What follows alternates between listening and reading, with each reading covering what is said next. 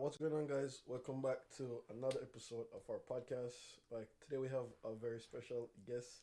He's a very good friend of us, and we basically enjoy having this guy's company.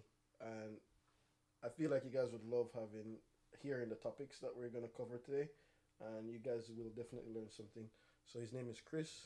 So a round of applause for Chris What up? in the building. What's going on? It's good to have you, bro. Appreciate it. Like, bro, it's always like a pleasure having you over, because like usually we always have like intense discussion, and now I feel like it's gonna mean something more because other people can get to hear your point of view on certain topics.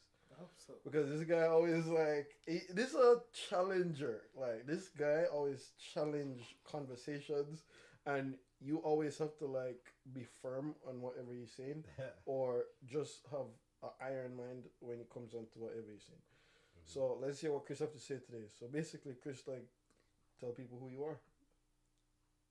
Tell them who I am. Yeah, like, just what do you do? You know, I mean, right now I just work in the industry as far as trades, Mm-hmm. but on the side I do my own little investing. investing and whatnot. I'm a very jack of all trades type of guy, so I know a little bit about a lot. So you'd call yourself a powerhouse investor Hell, or just a regular investor? nowhere near either one of No, them. I don't. All right, so like, Chris, don't worry with it. So it's like people. This guy, he don't like give himself too much credit, but this is somebody who I look up to, and it's like just because of this guy overall, he's kind of the foundation of me just really getting into finance He introduced us to investing. and Let's finance. put it And clear. it's serious. Yeah, But I'm serious. still a novice, so introduction means nothing. We're all still learning. I think you're a vet, no?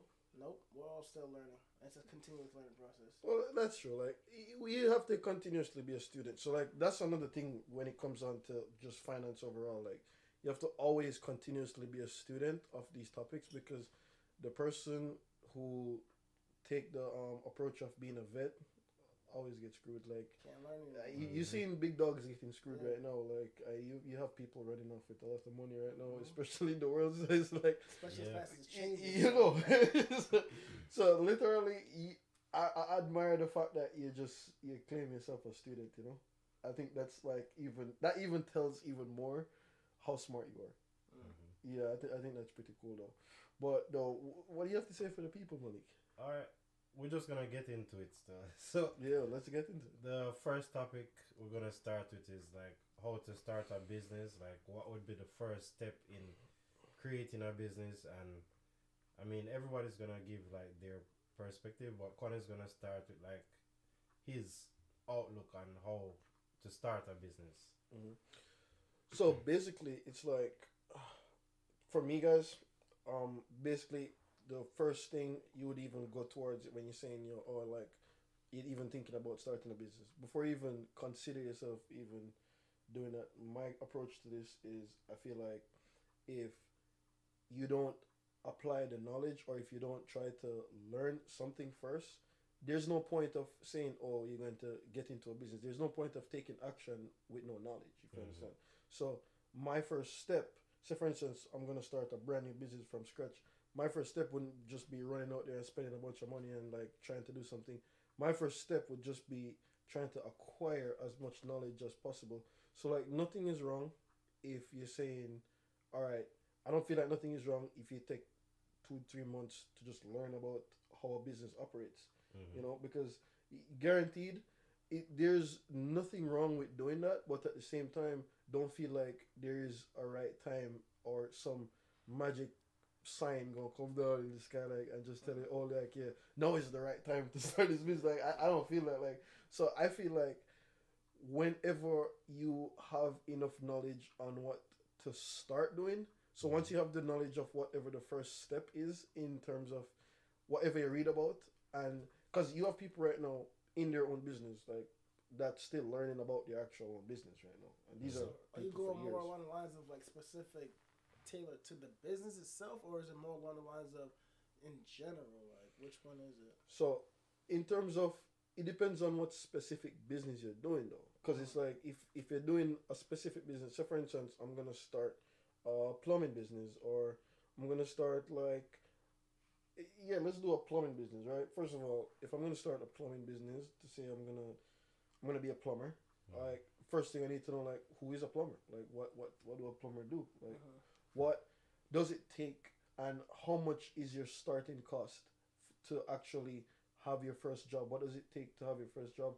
So like my approach, say for instance, What the requirements you need to do even to get the the business going. requirements Even exactly. just to do the task itself. Yes. Yeah. So I was speaking to a girl, probably a couple months ago, and then she was telling me, like, she was saying this to me, right? She was saying, "Oh yeah, hey Donna, like, can I have a loan? I'm gonna start a business and I'm gonna sell makeup stuff, right?"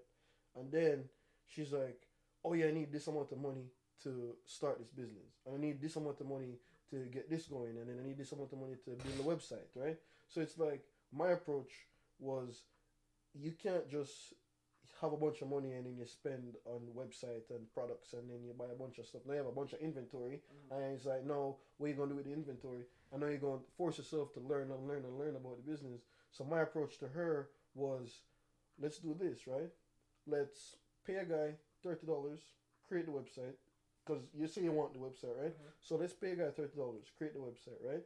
And then let's set your website for pre-orders. So now you have pictures of all the products, right? Mm-hmm. So every product that she said she wanted to sell, then because now we're starting the business from scratch, right? Yeah. So now every product that she said she wanted to sell, like lashes, like hair glue, like all this stuff, right? So we got pictures of all that stuff. So I was saying to her, get pictures of every single product that you want, put on the website, list it on there, and then you run an ad, and then you blast it on your social media, Yeah. and then you basically know you have a bunch of people. You're testing the market. You Your see how much marketing, your people marketing too. want your Yeah. stuff, right? And then this is you offering the stuff to them. So once people place their orders, you're gonna make it seem like, oh yeah, this is a pre-order. Then it'll be like, oh yeah, guys, sorry, we ran out of stock, so now you pre-order for the next one. So now you have the data of how much people wanted your product, right? Mm-hmm. So then if you Market basically, if analysis. you see what I'm saying, so if you basically test the market in that way, now you'll see how the demand is for your product without you never spend a dime, bro. You spend $30 on a website. Wow. You know what I'm saying? So if I was supposed to take up my money now and give to this girl to let her invest, Yeah. she's blindly doing this, bro. So it's like this is how you would get started in a 2022 business versus like because the mind of what she was trying to do was Brick 1968 and mortar. brick and mortar 1968 because you have a bunch of people buy a bunch of shit and now Yeah. you're sitting on a bunch of shit in your living room and what you do with all that shit, bro? Yeah. What you do with it? So it's like the internet set up in a way where you can literally create a business without spending a dime, bro.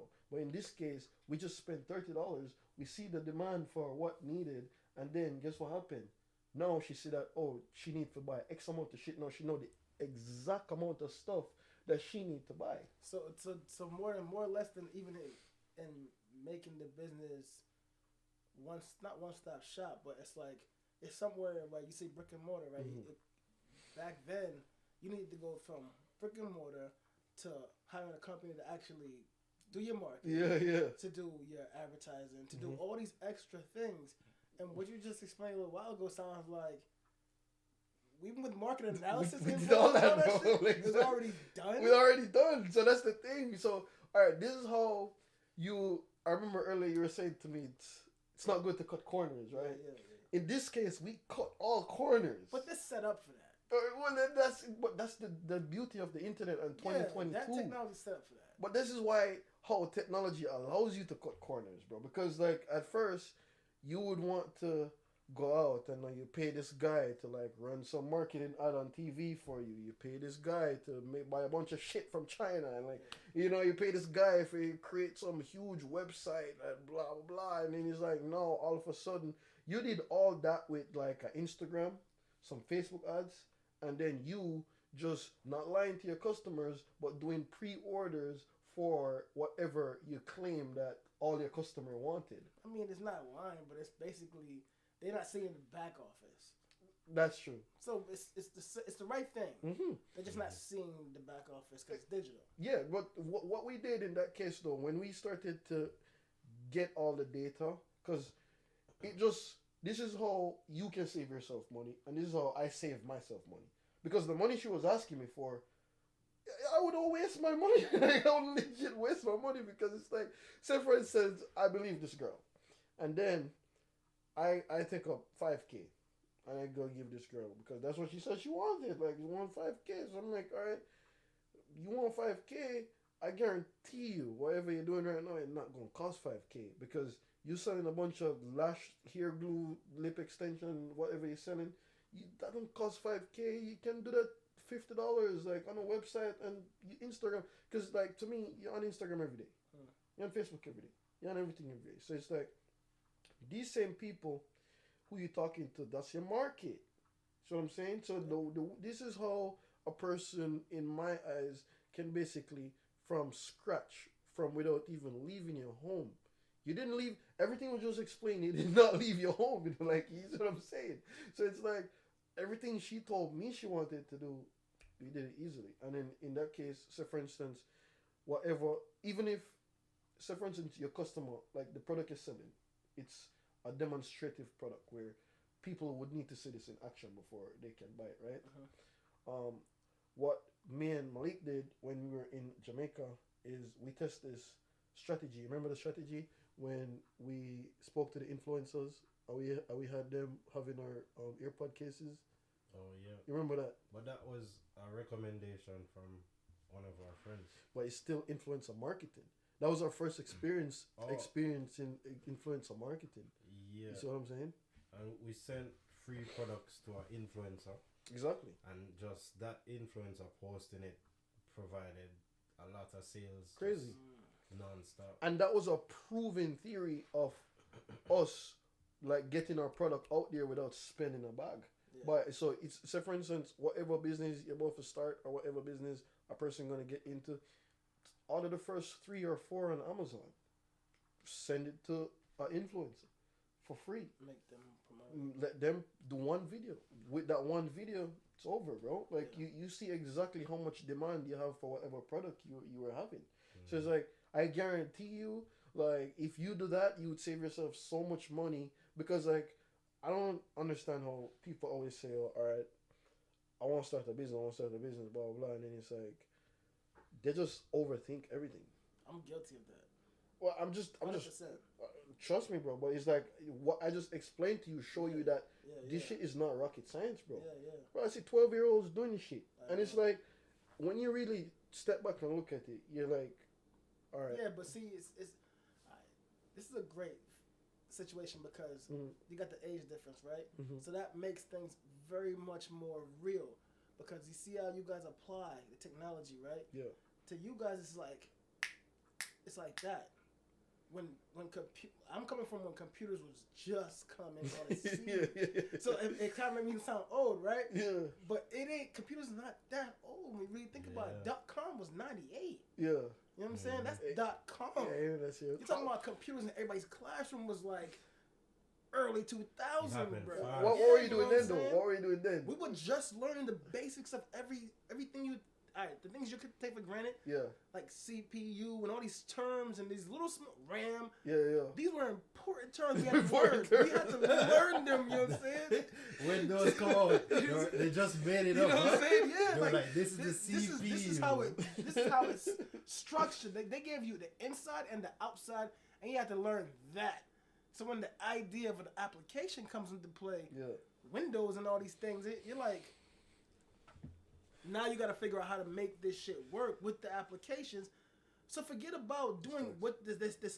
It's a quantum leap between what we were trying to learn back then to what's actually being applicable now as far as business. I must say now is pretty different. It's 100%. Yeah, because like it's more complex. Where you guys were like creating websites, now we're just like going online, speaking to this guy from India, Pakistan. Make me a website. Fast. Yeah. Leverage everything. He's even like, yo, no more coding. You're like, all right, drag and drop. Bro, you have websites now. You don't have to code shit. I know. You don't have to code drag shit. And drop. That's perfect. Like, that's crazy. It's perfect. You put this widget here. Boom.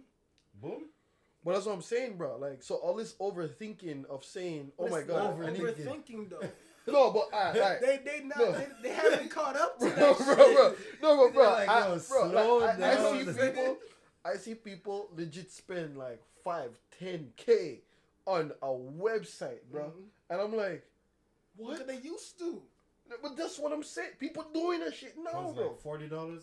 $40. Text my guy in India. They don't know nothing about that. And furthermore, not even just know nobody, they don't trust it. Yeah, that's the true, trust you know what I'm saying? I mean, trust is a big part. Like, to me, I feel like whatever business they're doing, trust huge part. Because for me, overall, just like Malik said, for some guy in India, like, I guarantee you, like, if you even approach, for 40 bills? bro, you go on websites like Fiverr or like Upwork, right? Like, for these people to build whatever website you need, they need a login information, my guy. Like, they need your password. They need your password, my guy. Yeah. They need your information. They need your information, my guy. Yo, And you know what's crazy? You know what's you crazy? give them. You give them, like, Yeah. But you know what's crazy? You know what's crazy? You know, the biggest scams come from India. Yeah. That's crazy. Like, I was looking at, bro, you can look at, like, the areas in the world where the most, like, web scams come from. And it's India, bro. so you're sending some guy in India. Yeah, shit. Fully trusted. Fully trusted. Guys in your back end. Oh, yeah, for sure. Oh, yeah, for sure. I won't do anything with that, bro. Like, guarantee. Scrolling in your messages. Like, Him see all this shit. Him see all this shit. all this stuff. Everything. And it's like, bro, like, how can you know? But, like, I figured out ways how to, like, get around that, though. So it's like, nobody's telling you guys to, like, just run up and just send some guy information. Like, you literally have to be careful. You have to. So you have to have, like, a lot of, like, internet securities. So it's like, what are some internet securities do you use? Do you use any? Two-factor. Two-factor authentication? Yeah. So, like, the two-factor authentication is, I'm not sure how well you guys are familiar with this, but it's like, most of the times, it's when you basically get, like, a text on your phone, or you can get, like, an email, or some people use, like, a code, the QR codes. The authenticator. So you have authenticator apps that you basically have to, like, get the code from the app, and then you plug the app into whatever you want to use, right? Yeah, so, most technology using that now. But well, the code is created every time. Minute. Oh yeah. Every minute. So I see that shit countdown sometimes, you know. Exactly. And it's like, and you know what's crazy though? You have to download a whole separate app for the authentication. Yeah. So I think Google have their own. Yes. And I think you have like another one called Authy. Google, Authy. And then, which other one you use? I used to use some other one. They don't need to know which one I. Which one you use? Tell the Indian guy which one I use. So yeah, you have these where you can like. So don't just go out there and like just trust some people, you know, because it's like it's very difficult to build certain trust with somebody you just met over the internet. So it's like I kind of try and look at it from a way of you're trusting them, but you don't really trust them, you know. So that's how you would have like both feet in and out, if you understand. So it's like me, I don't know, like sometimes I just go all in, bro. Like sometimes I do it, but like no, I'm just starting to retract a little bit and like trying to be more secured, because as my data grow, I just want to be more careful with my online footprint. So it's like you just legit have to take that stuff serious, you know. So you have to do the basics. Like I try to do the basics, like having VPNs and stuff like that, because especially even people out there, you're trying to watch a movie, like all right, like you get to a point where I'm so careful with these like online footprints. If I'm like trying to watch, say for instance, a certain documentary or a movie or something, and the movie isn't available in America, I would like change my VPN to make it look like I'm somewhere else. Yeah, I ain't going through it. And what that's what I'm saying is like it's how serious you take this shit, bro. So that's what I'm saying, like. Well, who knows? You know, like you can definitely. The days of doing that is gone.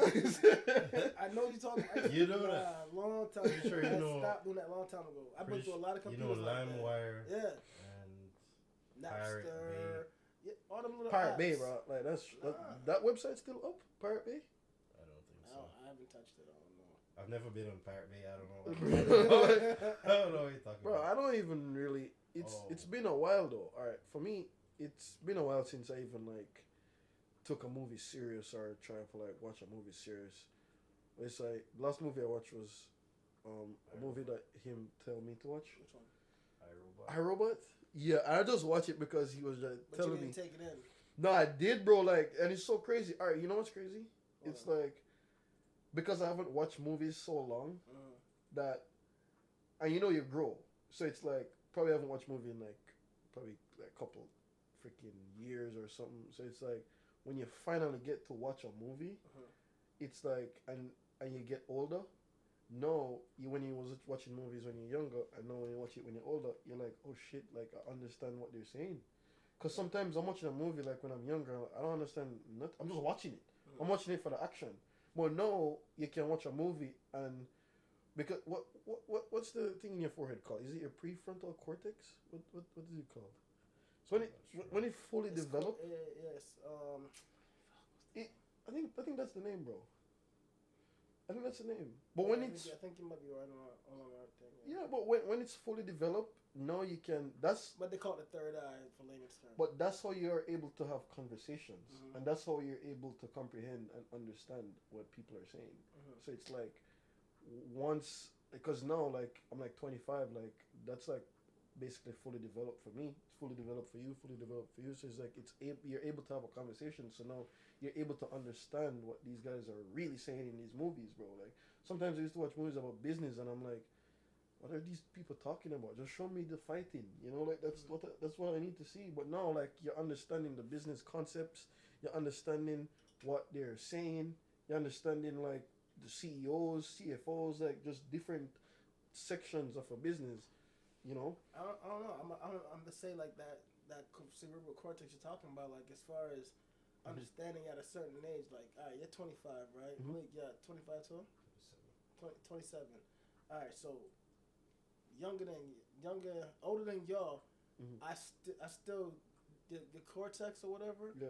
It depends on what it is you're privy to. So you see how you guys have always been like so business minded.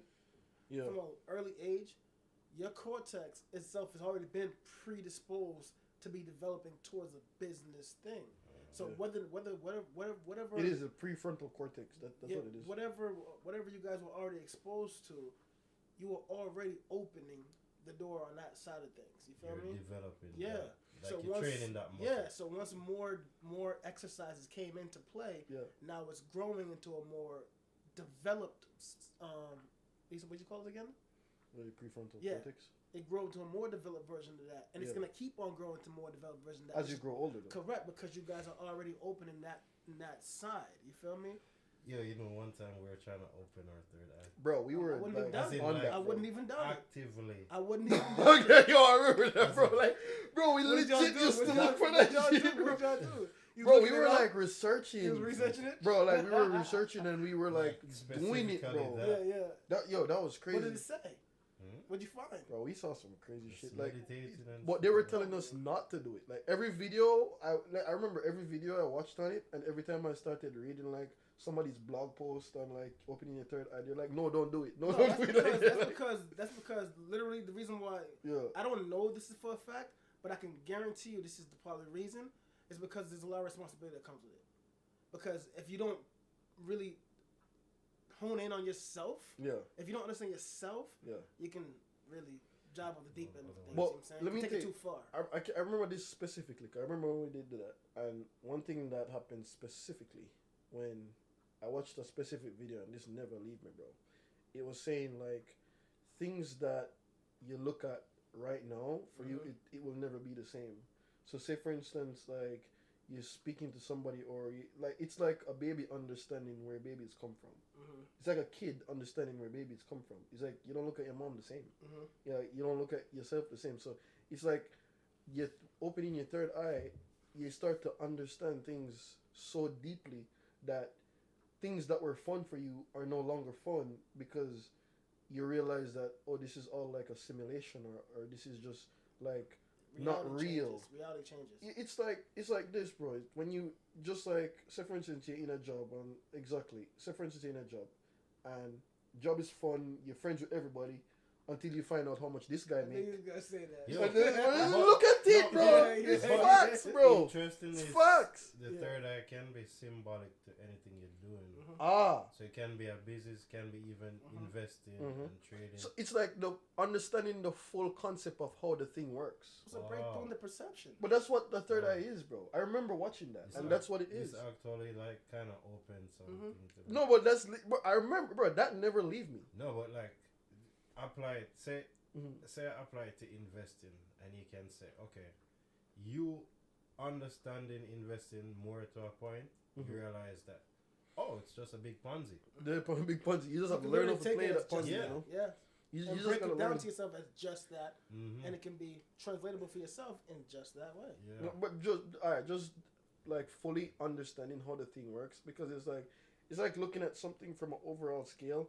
Because just like back to what I said, like say for instance you're in your job and then you find out how much everybody start get paid, and then all of a sudden you don't look at that guy the same no more. You don't look at that guy the same no more. Everybody know, and remember at first everybody was friends. Everything's questionable. We were all friends. Everything's questionable. But now you find out this nigga getting this and he ain't doing shit, and it's like, bruh, how does this work? So now you understand the full concept of this. Now you ain't friends no more. So it's like, you see how it would ruin things for you at like knowing the knowledge. So knowing how something works, it just depends on how iron your mind is, because it's like, if you know exactly how a thing works. But I wouldn't say knowing You start to exactly hate how it. a thing work will make the third eye be the thing. You know what I'm saying? Why you The say that? third eye is a deeper understanding of the thing. It goes beyond just that, because knowing how it works is knowing how to play, right? How to function in the thing, whatever you're trying to do. Yeah. The third eye is beyond the function point of it. The third eye is more like you get to the point where it's like the surface stuff is not even equivalent to holding space in your mind. It's the next level of it. It's the deeper scale of it. The point where it's like it's the point where it's like, all right, you see how you can say that right there with the whole conversation about pay. Yeah. That's surface. All right, so let me give you another analogy then. Sometimes if you go online, you see these digital images, right? And then, so say for instance, you see an image of a girl sitting at a table, right? And then the image of a girl sitting at a table with a painting on the wall, right? So imagine if you zoom into the painting on the wall, and then the painting on the wall show another family sitting. Then you can zoom into that painting on the wall with the family sitting. So on the family sitting, there's another that's metaphor painting on the wall. Yeah. In the painting, there's another painting. That's metaphor. Well, you see what I'm saying, though. Yeah. You see what I'm saying? That's metaphor, but it's also deeper realm thinking, third eye. That is looking through the situation. It's correct. That is that. It's little, but that's metaphor. Yeah, but give them more a real application of the third eye You joint. You know zoom what I'm saying? into the painting and see the artist painting. There you go. And then you That's see deep. when you zoom That's in deep again right there. onto the artist's painting, he has another painting that he painted from before, and then you zoom into that painting, and then you see another painting. You see what I'm saying? So it just be You kinda, I think you're going off track. Yeah. But I'm like, you zoom into the painting, you see the artist painting the painting, and then you see what he was thinking about that caused the first painting, the painting, the first one that you're looking at. Ah, Like his childhood dreams or memories or whatever. That's layers and layers and layers. That's third eye when you break down the layers. You're seeing the painting, then the artist draw another painting. I'm seeing everything, bro. So I'm just looking directly, and this is just all me. It's like a constant zoom. Imagine you just zoom into a never-ending thing, like. So I'm just like, bro, like that's just crazy, but it's good. Like, I hope this conversation can like let you guys understand where we're coming from in terms of just being unlocked to a point of whenever you start a business, you unlock to a point of you just understanding how the business actually works. So it's not just getting into whatever business, it's just understanding exactly what you're doing. It's because I see people just, say for instance, people just selling in a market, bro. Like they just get up every day selling shit, and it's like ask them, how much layers in the onion, or how onion make, or like how much nutritional value you get from that, how much calories you got. They don't know shit about the thing. See what I'm saying? So it's like whatever business you feel like you're going to get into, I feel like once you just know how it works, you should be all set, bro. You're straight. I mean, You get what I'm saying, though. I get what you're trying to say, but as far as like for people who are trying to first step start a business, I don't really know. Like, it'll probably come down to, like you said, Yeah. understanding what it is you're trying to do, and then how to go about it. Like application wise, if you can understand the actual technology you're gonna use to translate that information, Yeah. then yeah, it can be seamless if you can understand the technology. But the most important thing would probably be business concept. Mm-hmm. You know what I'm saying? Because like you said, online stores, right? Online stores, there's no real business concept behind online stores other than utilizing the tools that make those things function. Because right now, at this point in time, it's not about holding the physical product in your hand. It's not. It's about being able to get the product to the customer. Yeah. So if you can get the product to the customer, it really doesn't matter what product you have. It's just, do you have what's trending? Mm-hmm. Can you get what's trending to the customer? Most two important things. If you can translate that and get the basics of it, which is the application and how to set that facilitation up, it's full force right there at that point, right? I see what you're saying. For online. Yeah. But if you're doing a personal business now, it's a different scenario because it's still the same application as far as understanding how to get the... Like a service type business, you think? Well, no, not necessarily if it's products. If it's service type business now, that's more a little bit more intricate, but still along the lines of having the right application to... and who to get to and what companies to get through to make sure your service actually translates to the customer. So, but the great thing is because you guys are so like immersed into the technology aspect of things, you can find it. Like you know the questions. It's always about what questions to ask. It's never about how do I do it. It's what's the right questions to ask to get it done, and who do I find? And if you can find those things, which you guys are very good at doing, it's not even an issue for y'all to find who to do it. Or I'm going to figure out how to do it myself because you already have the mindset to be like, all right, what's the real issue? I just what's my problem here? Can I figure this out? And you ask yourself, all right, I just need this. And you go online and you start figuring it out.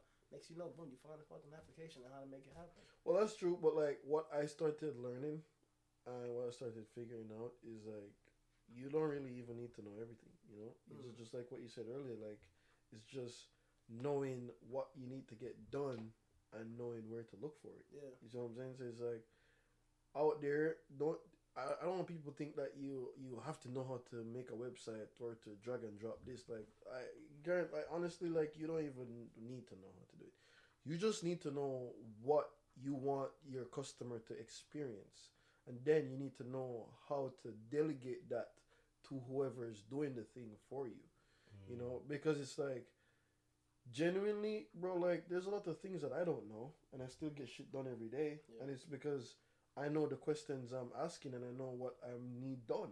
Because it's like, on the user end, I just know that, say, for instance, I have a website, and I'm selling makeup products for girls. It's like, I just want it to be the easiest experience ever for my customer. Like, I don't need them to be looking how to get this done, or where do I do this, and where's the checkout box, or what, bro. Like, what I notice, if a customer, because they already don't want to spend the money, so that's the thing. You look at it, they already have no intentions of spending the money, but because they see their favorite person in it, or this is the new trend, just like you're saying, it's like, oh yeah, I need that. But if they have to think twice on your website, nobody gonna convert. Like, nobody gonna click on that and like press buy.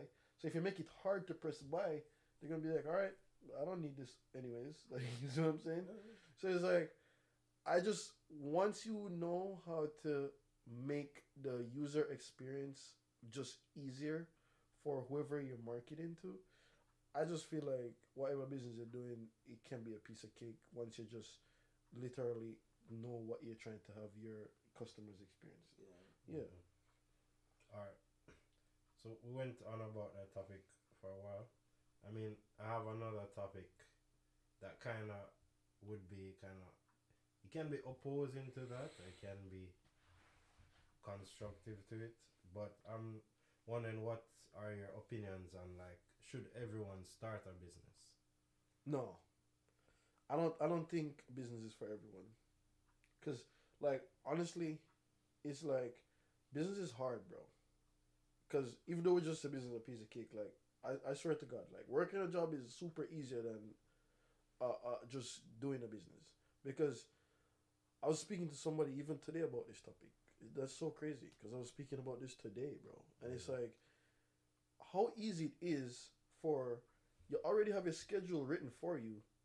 If you're working a job, like you already know when you're supposed to go to work. Yeah. You already know that hey, like we report at this time, and you need to get this done. The task is already there for you to get done. See what I'm saying?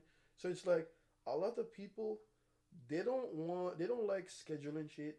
They don't like just waking up when they're supposed to. Yeah. They like knowing that this is the time I wake up. Okay, this is the time I need to wake up. So it's like if you try to step out of that space, and if you're not comfortable stepping out of that space, you're gonna have a hard time doing business. Yeah. But it's like doing a business. There's nobody telling you when to get up, bro. It's discipline. It's discipline, bro. It's there's nobody telling you, oh, I need to create this, or I need to have this much products, or I need to have this much inventory, or oh, I need to make this easier for whoever. There's no rules, bro. Like, Oh, there definitely is rules. I mean, there's rules in terms of like doing legal business. You understand? No, like, as far as like discipline, there's rules in making. you sure make the rules though. Well, you don't make them, but you kind of set them. What do you mean? Like when you have your own business, Yeah. you make them. Yeah, but The rules would be whatever you wanted. All right, say for instance, I have a plumbing business, and I need all my guys. All my guys only work weekends. We don't work in the week. None of us work in the week. so if you applied those rules, right, Yeah. what would you think happened to your business? It's my business though, right? True, right? But But that- what would happen to your business? What do you mean? Whatever I want happen. Because guess what? What you want to happen? Yeah, no, but what would happen I is think the customers would still dictate. they would link you up, but at the same time, what would happen is now you would be only constrained to a certain amount of cash flow and a certain amount of money. So your business would still last, but you would be limited to the amount of money you can make. It's because if I decide I'm only opening on weekends, Your business would still last. my business would last. Plumbing. If you was a plumber. You're telling me your toilet only break down in the week? So you're You're telling, me so that? you're telling me that your Yeah. clients gotta wait till the weekend to get your service. That's when my business open. And that's why you lose business. And that's what I'm saying. So, Yeah, so them but same what would rules- happen though? So that's what I'm trying to say. Yeah, Though. what would Look, nah, see, Ah, you see couldn't that? do that. So you now said- you would be constrained to a certain amount of money though, Of right? course, so then, but you talk about these rules, right? You said Yeah. you write them, right? Yeah. But there are universal laws that go into business, and you know that. The rule would still be you have your expenses. You have covered. expenses, exactly. But that's So what I'm if you saying. constrain the money, Exactly. you wouldn't be able to meet those So those expenses. No, Everything's a but guess, cause and but effect. that's what I am saying to you. It's your rules. So guess If what? it's not your If you're rules- okay, if you're okay with having negative cash flow, cause you only open on the weekend, then that's how you choose to run a business. You see what I'm saying? But if you are trying to create a business where you have positive cash flow and you're meeting certain like cash flow or certain like money every single quarter, of course you're gonna be open every day. Is it a business if you have negative cash flow? Of course it's a business. charge? Yeah. No, it's a business. It's a for business, sure. bro. It's a business or a Bro, charity. no, it's a business It's a because business like for sure, you have negative cash legitimate flow, bro. businesses right now with negative cash flow, Yeah, bro. Like, and But they operating. It's literally expected of you your first 2 to 3 years. Bro, to it's have negative guaranteed, cash bro. flow. It's guaranteed. It's expected of you. My first 2 years of business, I had like negative cash flow, bro. Like I had negative cash flow, dog, because it's like, okay, you're getting money, but at the same time, when you really do your books at the end of the year, you're like, oh shit, I spent more than what I made. So I had negative cash flow, and I still had a business. This year is the first year I have a positive cash flow, bro. First year, and I still probably even declare a loss just to fucking write that shit off, because it's like, if you look at that, it's like you look at it like this, bro. You determine your rules in whatever business you're doing. Because whatever business you're doing, it's your rules, but you pay the consequences for whatever rules you created. You see what I'm saying? So if you decide you only open it on the weekends, then you only get weekend money. That's it. Well, it's like, so this is what I'm saying. Like, this is how easy it would be if, say, for instance, I'm just working a regular job. Like, I'm being told what to do. I don't need to worry about how much this business is making. All I need to do is just show up and do what these guys tell me. What's more easier than that? So it's like a lot of people like they don't like coming up with stuff, creating products, like scheduling workers and doing all this shit, bro. Like it just sounds good to say you have your own business. It sounds good, bro. But to be honest, bro, like it's just a lot of stuff, dude. Like sometimes I don't want to do a lot of the shit that I'm doing, but it's like I don't have a choice. Like if I, because I've made the decision that like I don't want to just work a job. Like I made the decision, so it's like if I don't do what I'm supposed to do, who's gonna suffer? Like at the end of the day, I still have real life expenses, bro. Like stuff that needs to be paid for. So if I don't create these systems and get it done, I'm screwed. Yeah. So I feel like it's easier to have like work a job. Like it's just easier. Yeah. So basically, you have any views? No, on no, it? no. I agree with him. Okay.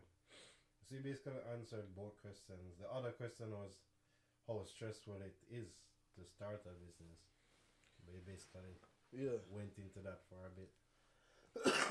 The next question was like how to get started in investing and or trading, and I think we have 3 different views when it comes to that. Investors. Yeah. What's your view though? So my view is like, all right. So I have been like investing just for over like 2 years.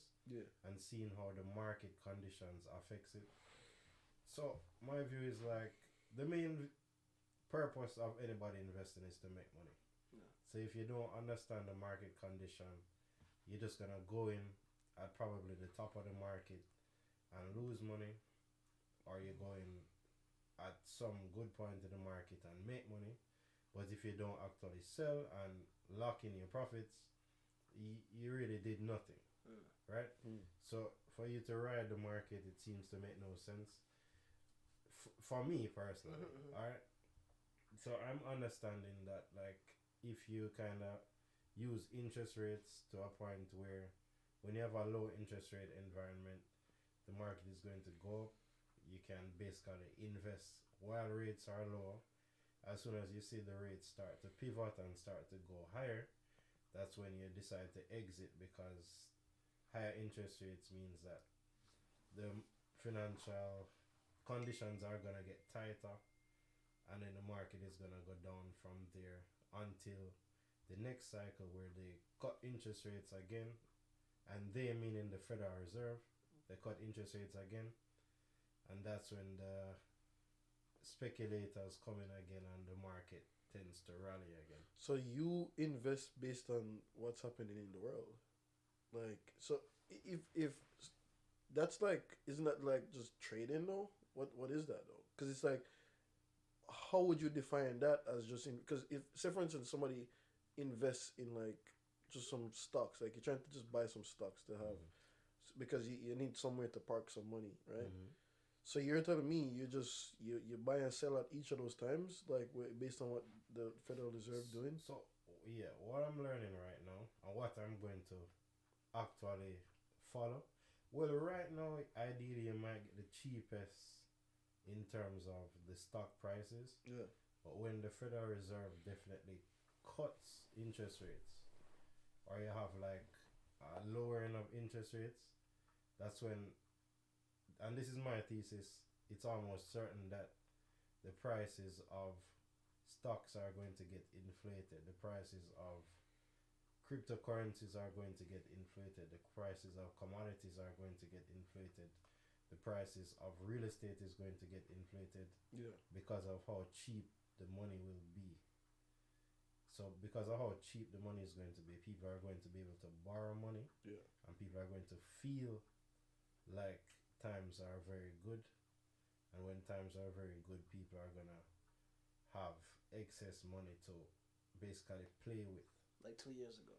Just like 2 years ago. So wait, but how do you call that investing though? Like, are you, so you're holding any stocks right now? Are you holding on to anything that you're saying, oh, you're just investing your money until like a later time? I mean, alright, the only stocks that seem to make sense to me right now is Tesla. Yeah. and that's because they're probably the only company with a growing cash flow. Mm. So I'm seeing Tesla being the only one that's literally growing. So no Amazon, no like Shopify, none of those. No, But those are growing companies though. are they? I mean, they're getting shit done. Like they're doing what they're supposed to. I'm not sure if Amazon's market is growing as much as Tesla. I have no idea, bro. It's Like probably not going as it once did. my investing strategy is like it's just different. It's more laid back because it's like it's just been the same for me for like the last 2 years, bro. Mm-hmm. It's like I literally would just keep buying into the same dividend stocks, and then I just get paid out like every quarter every time they pay. So it's like I get what you're saying though, but it's like for me that's too much work, bro. Like I can't do it. It's like I rather have some solid stocks that pay dividends, and I know that these guys, they're companies, bro. Where they going? Where AT&T going? Where these companies going, bro? Where's TD AT&T Bank going? cut their dividend the other day. I know, but at the same time, it's like I'm not dying. You see what I'm saying? So it's like just to know that it's a company that's always gonna be there, because I treat it basically like you could treat it like a bank account, like so you treat it like a bank account where you're buying into the same stocks, and then they pay you a dividend just to hold that stock. Oh my God, you win 2 times, and then if the company even grow on top of it, you win probably 3 times. You know why companies pay dividends? Explain. They don't have money. They don't have any use of the money. So don't they just give you a reward for saying, hey, like you own our stocks? They don't have anything to. They're not funding any growth. Ah. So their best use of the money is to pay it back to shareholders. To their investors. Yeah, that's why growing companies don't usually pay dividends. Pay dividends. Because they're using the money to reinvest back into the R&D. business. I get what you're saying though. But it's like I really enjoy the fact of just having some fundamental like stocks that I don't have to really look at, and like I have it on auto now. So it's like this shit is just happening behind the scenes without my input. Like so it's like this money is just being withdrawn every single week. Like same like my Bitcoin deposit. It just withdraw every single week, and it's like yeah, that's just that. But it's like that's just my strategy though, you know. Like I'm not. There's no wrong or right. Honestly, like, everybody has their own yeah, there's no wrong or right, because it's like this is just because. So you said it and forget it. Yeah, it's like alright. I don't like. Alright, Malik love watching the market and doing all that shit. Like Every day. I hate that shit, bro. I don't like doing that because it's like if I do that, bro. These people are scammers to me, bro. Like it's scammers because it's like. Are you giving them money? Because that's what I'm. All right, look at what I'm saying, bro. Look at what I'm saying. Look at what I'm saying, bro. These guys are making some decisions. But I have no problem. These guys are scammers. Give it to them. But what I'm saying is, bro. What I'm saying, the decisions they're making, bro. Right? It don't matter to you. That's what I'm saying, Give bro. it to them. But this is why I'm like, bro, they're making some crazy decisions. So if I should really follow up these people and their decisions, bro, That's why he's on it. Cause I'm like, yo, you doing all? So Let me take out back my money out of that. so it's so it's like you're basically. But all right, at any point in life, would you want to influence these markets? Influence them. At any point in life, because it's like people working in the Federal Reserve and like the country and like Joe Biden, like politicians, these guys are who like affect the shit. So it's like, would you want to be a part of this influence at any point in life? Like, say for instance, you're older, would you want to be a politician or just working close to the Fed or any financial system? I don't know, man. It's not.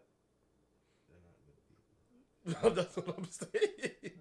That's what I'm saying. I'll be honest with you. All right, so you see, because I can't influence it, I just set it and forget it, bro. Because it's like, I'm just one guy. But you trusted enough to give me your money. I mean, I'm just trusting what the company is doing, and this is because whatever company I invest in, I legitimately use the company, bro. Because it's like ExxonMobil. I get gas all the time, every day. Like TD Bank, I use the bank. Like AT&T, I use the service. Every company I basically invest in is company that I know they pay dividends and I use it. And it's like, if I'm already using the shit, Apple, I'm by Facebook, I'm using these. So I'm just like, if I'm already using it and I already see that the business system improving and it works, like, all right, take some more money to fund it. And then, because I don't really trust the bank overall. So one of the next reason is because what are my choices? Leave it in the bank for them to lend it out and show me some numbers on the screen, or give it to these guys to fund their proven business systems. That's what I'm saying, and then just get a dividend in the back end. So I'm just like, so you're the business boss. Stop. I have no influence on it, Just bro. want to keep. All right, you see, say for instance, if I aspired to have influence someday, fine, no problem. But I aspire to start a huge company, a huge tech company, a software company one day, and I'm gonna look for investors, bro. I'm gonna go public.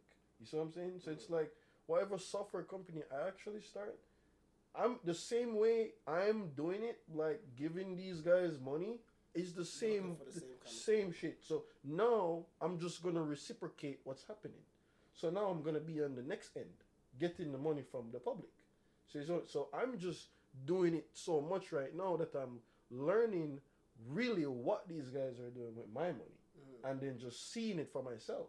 Because Facebook, Mark Zuckerberg, like literally trying to like fund metaverse, doing all this other shit. So all right, take some money to do that. That's what I'm saying. So it's like, this is why I buy up their stocks, bro.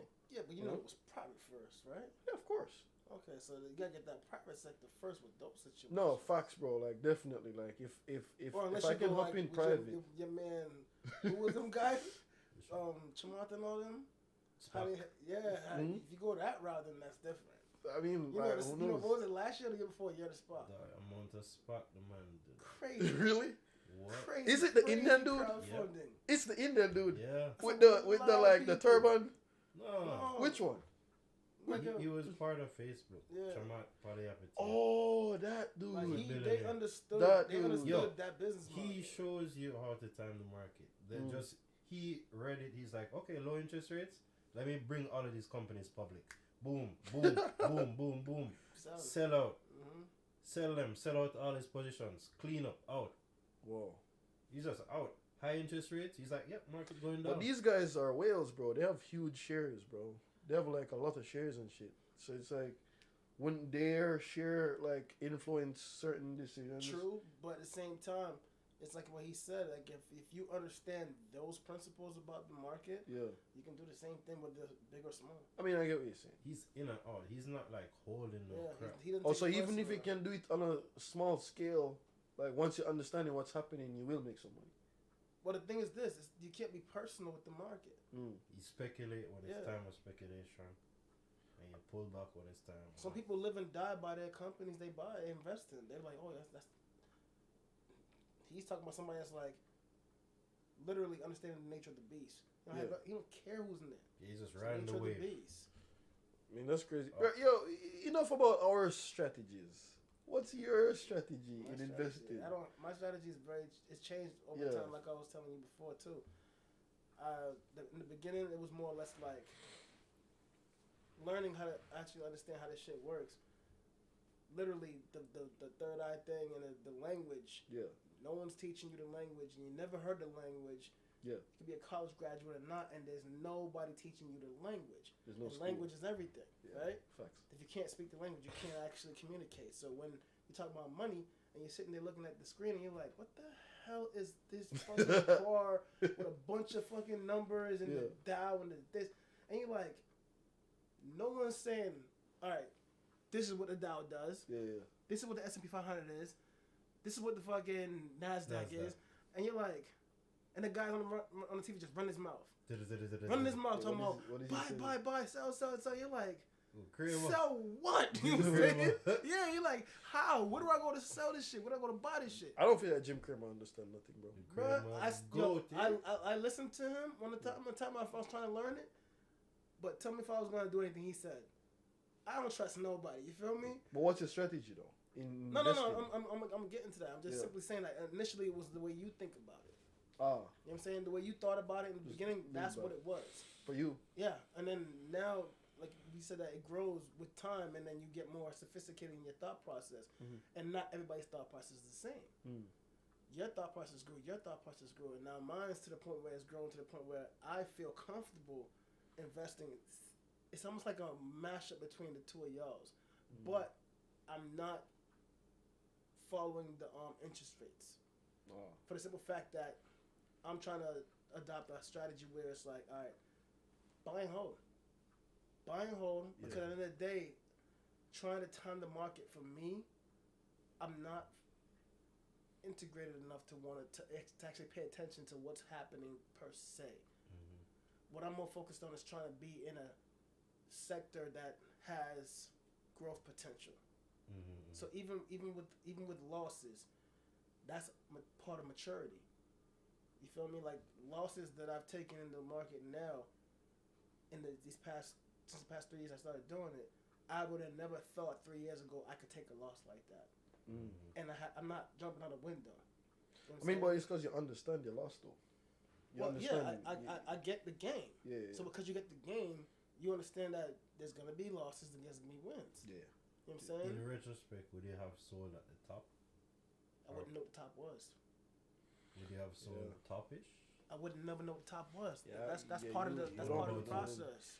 Bro, like me, just like what he said, you never know when is the top, bro. Because the thing is, no. But remember the cycles, though, right? Because we started during right before a top, though. Of course, but we started right before COVID.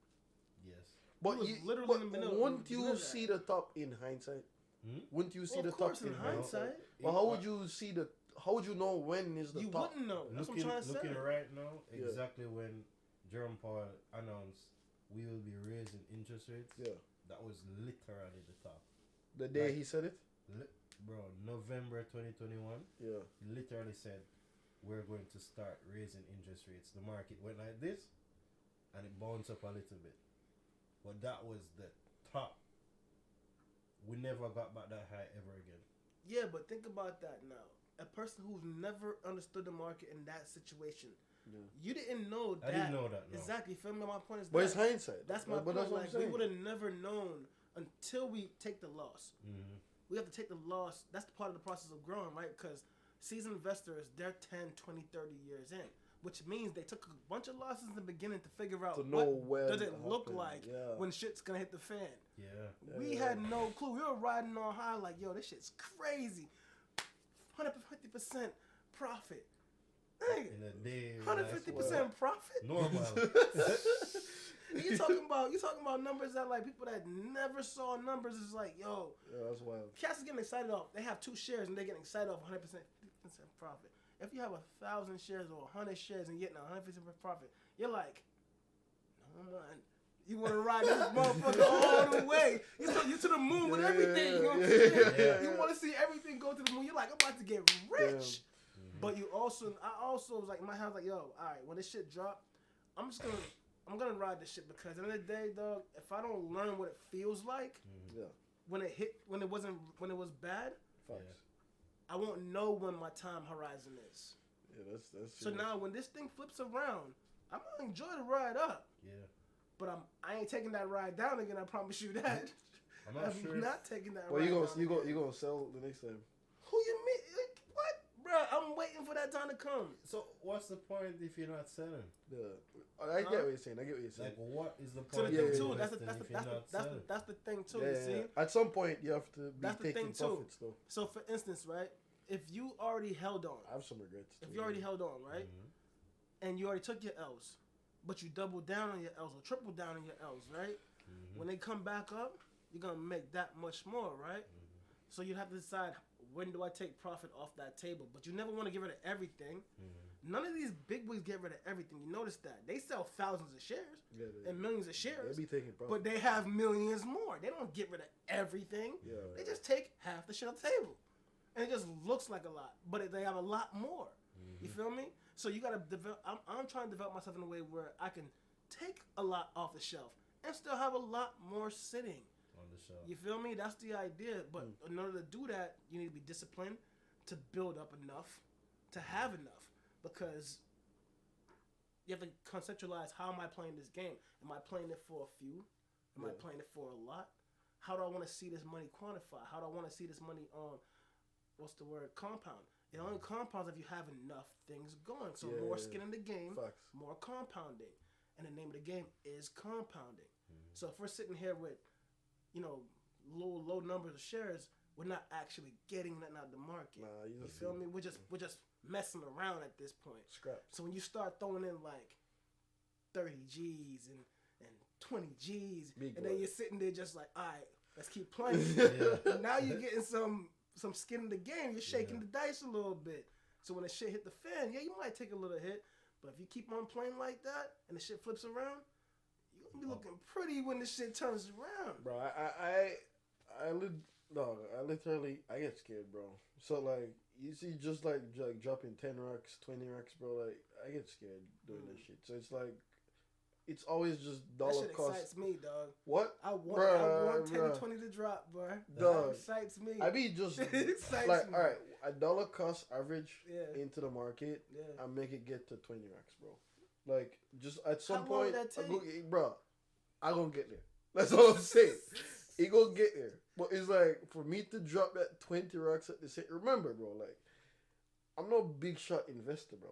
And it's like, when these companies take hits, bro, they take hits, dog. Yes, like, they take hits. Yeah. And it's like, just the level of discipline and just composure you have to have. Let me give you a better example, right? And I always observe on this. I live by this, right? Yeah. As long as the company exists, my money's still good. But that's my concept too. I have my concept, but at the same time, man, these companies the bullshit. Is it though? You just told me that the same companies you love to invest I know, in, they ain't going nowhere. I know. So that's facts because I'm using their products. So then why not drop 10 bands on that? Because, all right, first of all, main reason, because I'm being biased here, right?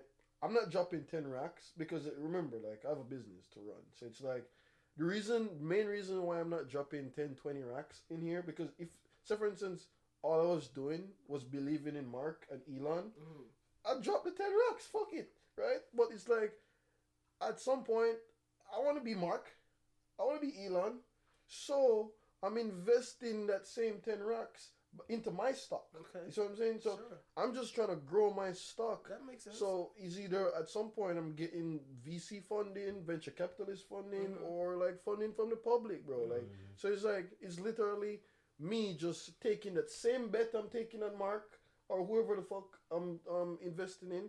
I'm just taking that same bet on myself. So this is why I would dollar cost average in their thing, and then it's like when it comes on to my thing, I'm just going heavy in there because it's like it's my stock, you know. So you see that shirt you have?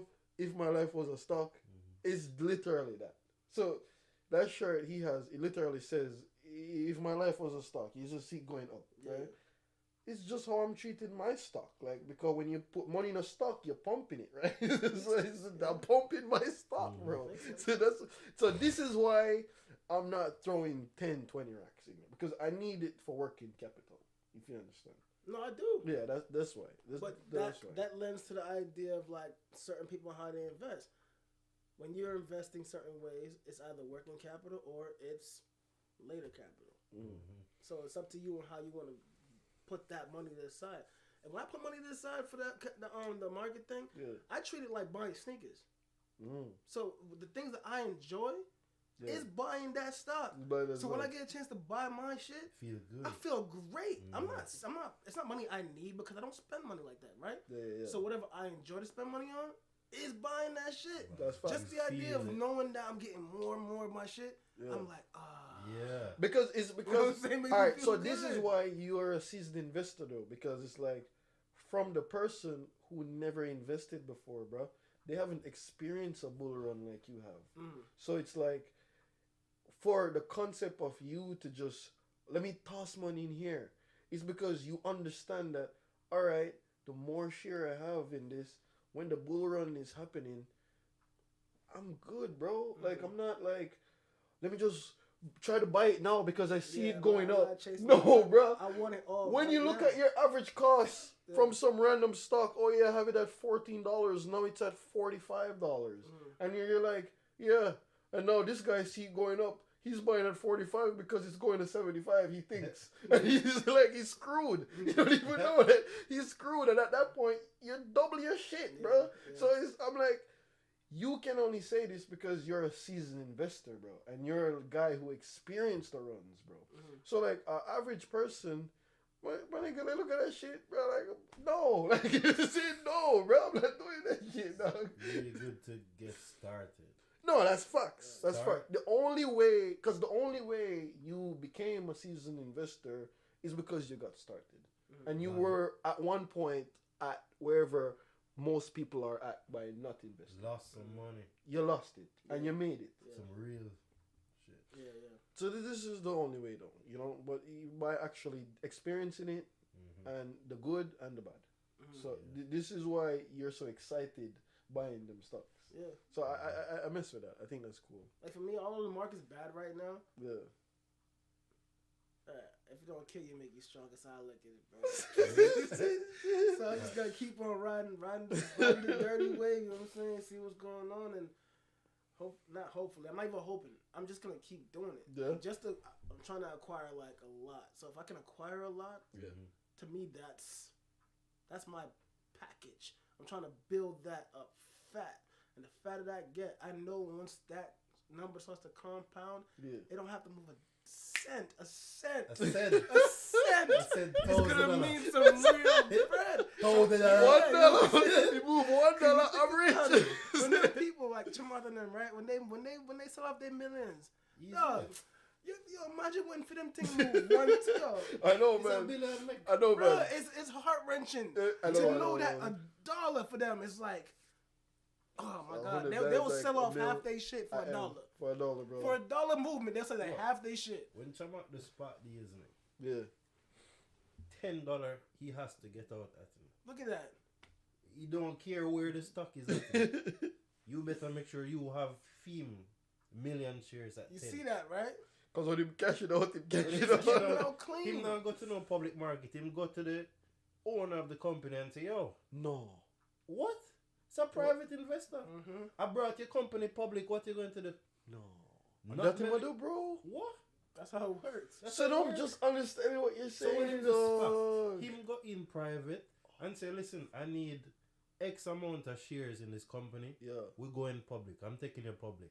Take it to the public market and hype it up. Let me make a tweet about you. Oh, this company is going public via SPAC XYZ. And then, people, once you put that shit on Robinhood, people buy it up. Diving in. Pump go it. up to 30. Jump. And Chamata will take $1 million at 30. Oh, so that means that company have to have his money ready, bro. And sometimes he might get in at like 1 cent per share. I took it public. What are you going to do? Tell me no.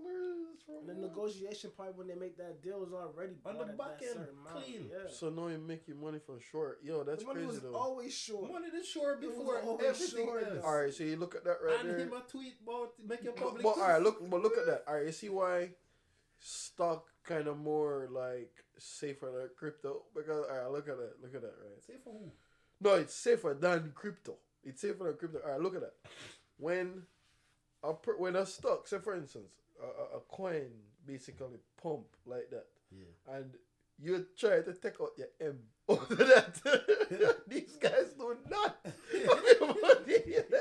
But you see what I'm saying? That company would have that guy's money, right? So it's like them exchanges, bro. They be like, what money, bro? It's a number on the screen, my friend. Like, you know. I mean, I don't know. I think now the shadiness is coming out because you have to remember. Look for instance, right? When 3 years ago when 50 made that play with Bitcoin, when it went to 18 at the time. I saw you know that, what I'm saying? bro. And he was all over the net with it. Yeah. Somebody gave him his money. I mean, whatever exchange that was, they gave him his money. Bitcoin? No, but Bitcoin, Don't it's no. Bitcoin. Yeah, you can't write. Well, I'm just saying, like Bitcoin before all there. the altcoins came out, before all this extras that came out. Yeah. There was security in that. Don't mix Bitcoin and the other. Bitcoin totally different. Totally because different. all right, you see, Bitcoin money is there, bro. It's there, man. It's there, dog. No, man. It's Really. really But there. them altcoins, dog. We could create an altcoin right now. Yeah, bro. We can create an altcoin right now. You put money in it, Mm. we dump it, and you're left holding nothing. So it's like, Yeah. that's how that shit works, bro. Because it's like, they're literally showing you the number on the screen with them lines going up, showing you that, oh yeah, your money's there. But them niggas really got your money, bro. Like, the money trading somewhere else. But you see, remember you asked me before, like, when he was like, Holly Lane, he was like, yo, what do you think about da-da-da-da? And I was like, yo, I think Bitcoin, Ethereum, those two are the mother and the father. Not even Like, Ethereum. Not- no yeah, more. not no even Ethereum ETH, bro. went off of it? I mean, Proof of stake. bro, I No mean, like, way. the reason why I think What do you ETH, mean? no, what? The reason why I think ETH is there is because it has utility, bro. I would think it has to. You know what I'm No, saying? I Because mean, there's too much. but it's other not as solid things as riding Bitcoin, on it, bro. though. It's not as solid as Bitcoin. But there's mad things riding on it. You tell me it's not. We're done. All right, so No? proof of stake would be a concept of if everybody sell Ethereum, it just disappear, right? Hmm? Like if everybody should sell every Ethereum they have, it would just disappear. Disappear. I don't get the question. So, like, say for instance, the difference between like the Bitcoin and ETH. Say for instance, like every single holder of ETH sells tomorrow. They can't sell. What do you mean they can't sell? It's locked up. It's locked up. Isn't it locked up? What the hell does that mean? Because you guys are waiting for ETH 2.0. Oh, you mean the stake? So they stake it. I mean, Tell us about that. I mean, I have some stake, Tell us but I about also So have proof of others that's not stake. staked. No, Right now, it's most no. ETH holders I staked up. have their ETH locked away, staked. Yeah, Correct? Because they're I waiting on assume so. 2.0 to build. because they want that. Vitalik.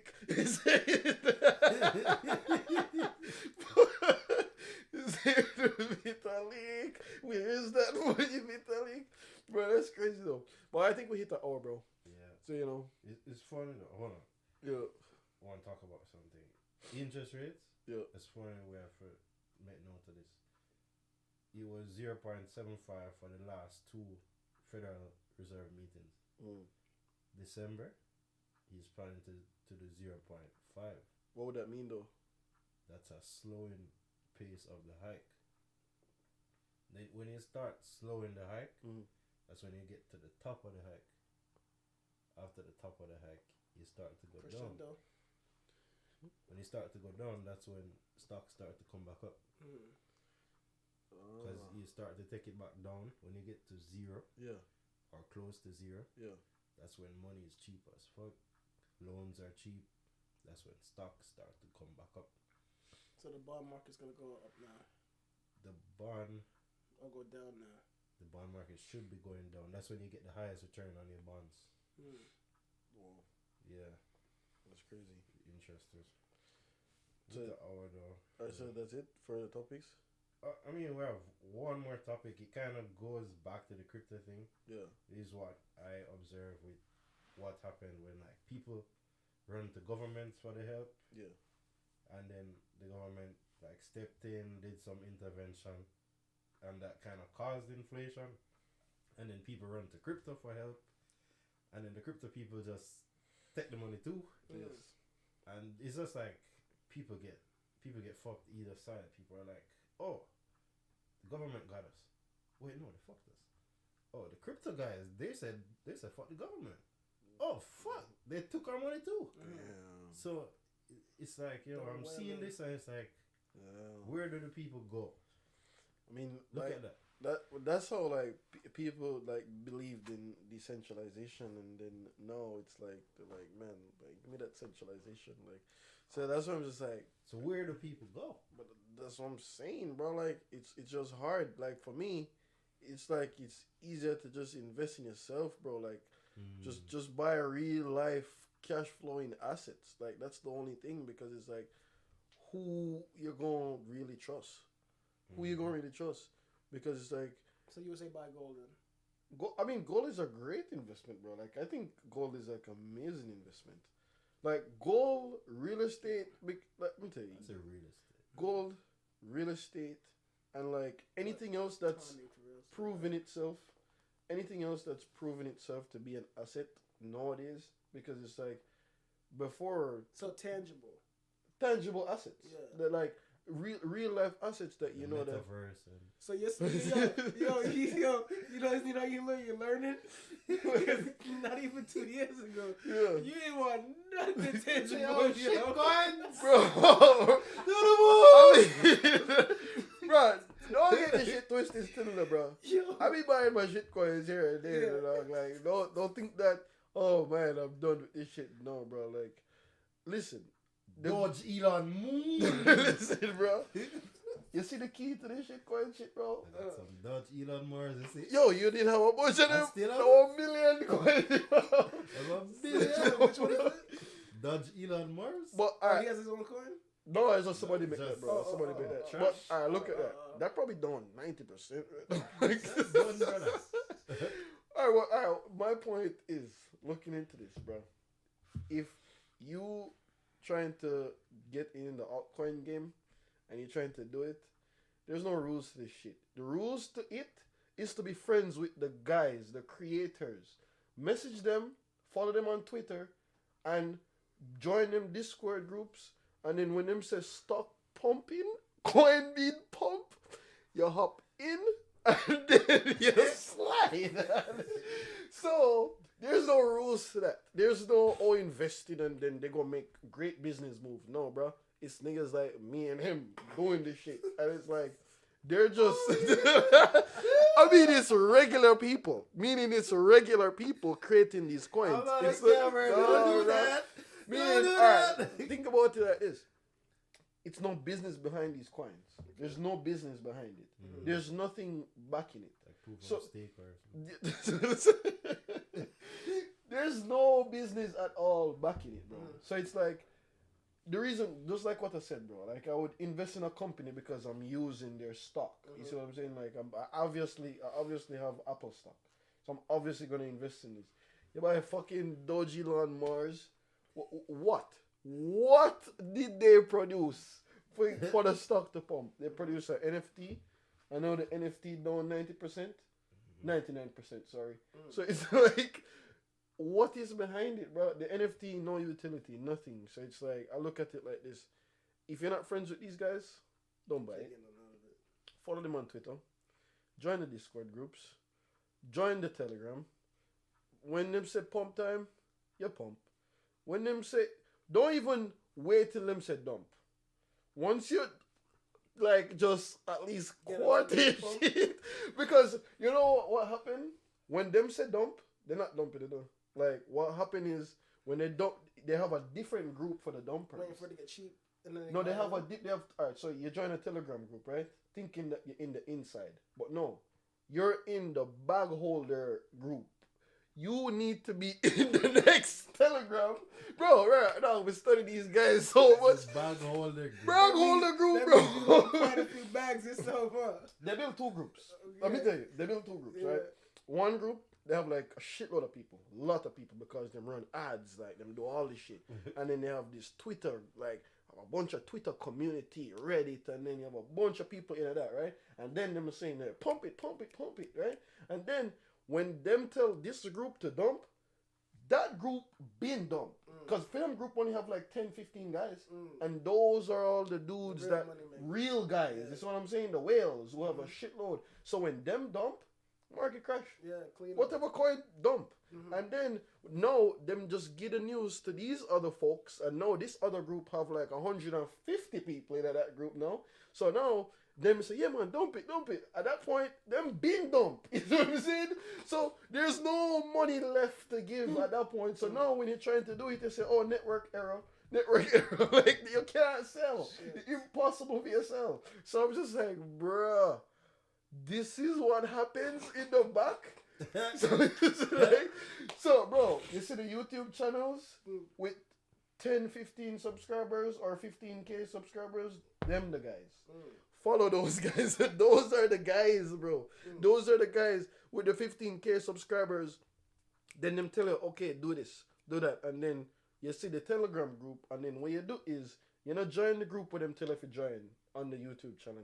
No, never do that. Don't make that Look for the mistake. group that they're in. No, what you do is you look up them name, and then you look up them Twitter account, and then you message them, and you be like, bro, can I send you $100 to join your Telegram group? And then just trust and hope that they put you in the right group. And if you're in the group with like 10, 15 guys, you're in the right group.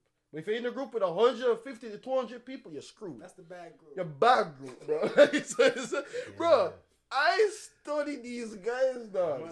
That's some key information. That's facts, man. Like, that's the shit they do. And it's like, you look at it like, oh, yeah, we're a community. We're all one and we do this together. No, bro. You together make it pump. Like, them over there. You're making sure I get the You're making sure they're winning, bro. So I'm like, dog, all right. Because I got, like, messed up with that, you know. That happened to me.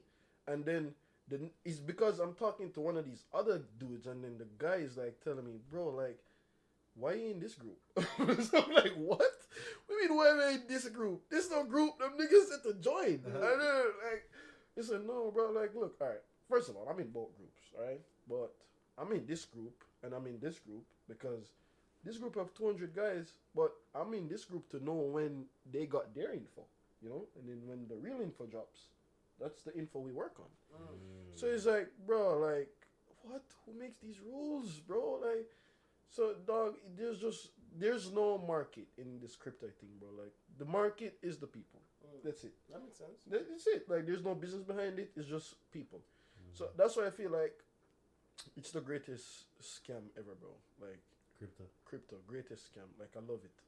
I think it's the best. I love it. No, I love it, bro. Because it's a legal scam, bro. Like, look, not regulated, dog. Like, man, you don't even understand, like, what these guys doing. Them guys legitimately committing crimes, you know, bro. Like, this is not... But think about it. Don't say it like that, man, because crimes being committed at regular time. I think they're being committed at a regular time, and you know what I'm saying? Like, it's just a new one. Yeah. It's a new thing. Back to what he said about the internet, when we just started, like, starting a business. Yeah. The crypto created that whole platform where you can create a business where people can buy, sell, Make market transactions, on one, like, easy thing. So you can create a pyramid scheme like Easy. that. One coin. And it can hit the entire world like that, you know? Fully transparent. Yeah. Move, and transactions happen. But that shit's crazy, Goods dog. are traded, services are traded. Damn. Because that's what it all comes down to, right? Just, Can it be transactable? yeah. Can people actually receive their goods or services from it? And there's no goods to receive from buying these fucking What coins. you mean? NFT blew up off of that shit? But that's what I'm saying. The NFT market is dead right now, bro. I know. But remember, everything's in its infancy right now. Bro, like, I used to see some NFT projects, dog. Especially, you see Bored Ape. How much Bored Apes go for now? No, that shit's dirt right now, bro. Nah. Like, some Bored Apes dirt, dog. Like, some of them shit's dirt. For real? Yes, but, alright, look. One thing I didn't notice. Well, how I know it's ultimate scam. It did have the Bored Ape official website and all them shits, right? Yeah. And then you have another Bored Ape, but it's spelled with 2 P's.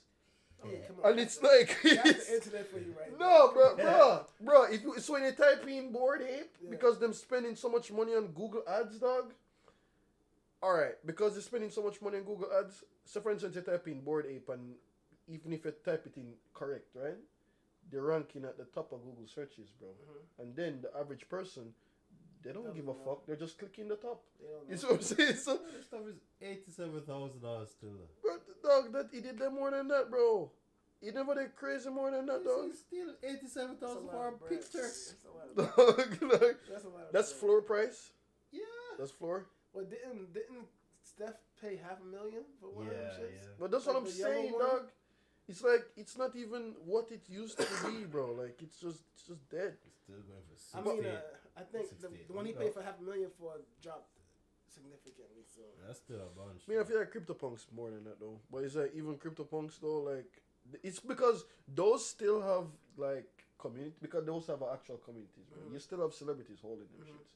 So it's like, okay, these guys So actually the bag have is still it. out there. Yeah, the bag is still out there, bro. Okay. Somebody's still holding it. But Yeah, it's yeah. like I feel like the real money was creating those off-brand websites for them high ticket NFTs and then hope that somebody come and just mint the shit. Like you do that, bro. Like, bro, it's the first time I saw the website and it was a fake website and it just looked exactly like the real thing and you just see the old board 8 by spelled with 2 P's. That's not the real shit. That's just somebody running like a fake website will look exactly like the real thing. But the dedication and effort this person put into that and the money they're spending on ads to rank at the top. Man, I have nothing but respect for these guys. Nothing. Because it's like, you know how much it go into paying for ads, bro? Like thousands of dollars, bro. Yeah, I know. Thousands. Yeah. So it's like if you see somebody do that willy-nilly, like, this man, give it to him, bro. Just give it to him. He took a risk too. What? Crazy risk, bro. Spending thousands, but the ranking at the top gonna make your money back though, for sure. So that's just crazy though. Like, we good? Yeah. Alright guys, so 100% thank you guys so much. I feel like this is our best podcast so far. So thank you guys for tuning in and thank you for being at the Watch Till the End Club. So I really hope you guys enjoy today's podcast and just look out for the next one and hopefully we can have like different guests for you guys to really experience this. So until then, see you next time.